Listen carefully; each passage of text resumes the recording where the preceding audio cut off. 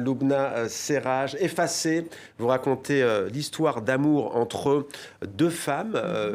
La narratrice s'appelle Lamis. Qu'est-ce qui vous a donné envie de raconter cette histoire? Et d'ailleurs, comment elle est née, cette histoire entre ces deux femmes? Alors, c'est né d'une histoire. Déjà, c'est une histoire d'amour, effectivement, et c'est né d'une sorte de fascination, en fait, pour l'effacement. L'effacement avec différentes. Dans ses différentes aspérités, dans ses différents aspects, l'effacement de la mémoire, justement. Parfois, il y a des odeurs qui nous reconnectent à cette mémoire. L'effacement d'identité, et comment est-ce qu'on on veut aussi parfois effacer des identités parce qu'elles ne nous conviennent pas. L'effacement d'un passé et l'effacement d'une personne en qui l'on se voit et en qui parfois on se construit. Et notamment, c'est le cas pour Lamis, effectivement, qui se voit totalement effacée parce que son amoureuse n'est plus là.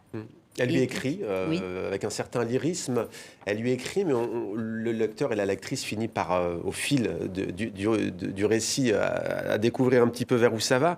Mais en fait, c'est vers le néant, vers quoi écrit-elle? Elle écrit pour peut-être matérialiser quelque chose qui n'est plus, en fait, parce qu'elle contrebalance cette absence par une forme de matérialité. Ces lettres, elle les envoie. On ne dira pas où est-ce qu'elle les envoie, mais elle les envoie comme une sorte de bouteille à la mer.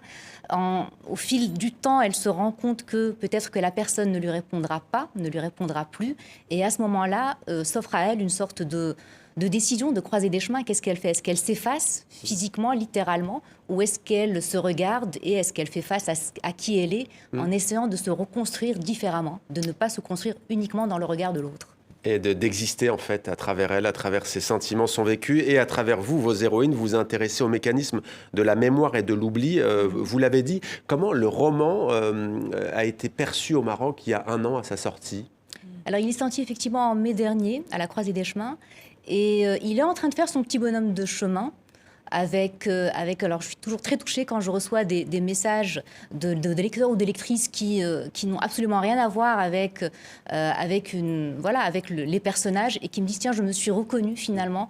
Quand bien même ce n'est pas leur orientation sexuelle, oui, quand bien même ce n'est pas leur sentent, orientation, quand bien même ce sont des personnes qui sont très éloignées parce que l'histoire se déroule entre Casablanca et Rabat, quand bien même ce sont des personnes qui ne sont absolument pas, peut-être même pas marocaines, et qui m'écrivent en me disant: c'est touchant, c'est-à-dire qu'on s'est finalement reconnu dans cette tentation de l'effacement. Ce soit on oscille entre l'oubli en fait et le souvenir.